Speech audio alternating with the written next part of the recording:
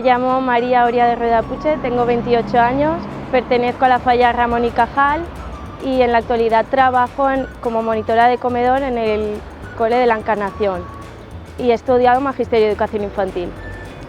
Soy una persona alegre, extrovertida, muy activa. Me gusta leer, viajar, ir a la playa, hacer deporte, practico snow y me gusta bailar zumba. Porque vivo muy cerquita de aquí, la falla también está a escasos 100 metros, aquí también se celebra la festividad de Sant Blai y he pasado toda mi infancia aquí.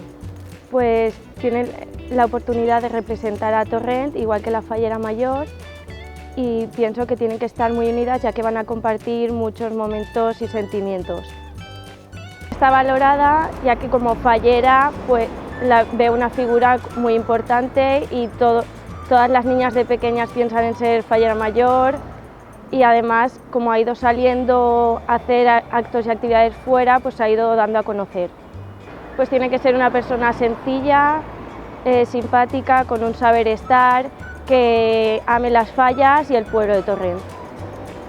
Pues hay un gran número de falleros, son personas sencillas y trabajadoras, les gusta participar en todo y lo que destaco es que apuesta por la cultura, ya que organiza el Chofloral, que es un concurso de poesías en valenciano. Lo que más valoro es el acabado, que haya figuras en riesgo, que estén unidas, por ejemplo, por un dedo o con una mano y quede toda la figura en suspensión. Y un artista, pues el de la falla, Vicent Martínez. Eliminaría los trámites burocráticos para tener más libertad a la hora de hacer las actividades falleras. Diría alguna actividad en la que se dieran a conocer cómo se viven las fallas en los diferentes pueblos. Recuerdo en especial la presentación, ya que fue muy emotiva y sé que todos los falleros de mi comisión trabajaron mucho para que saliera perfecto.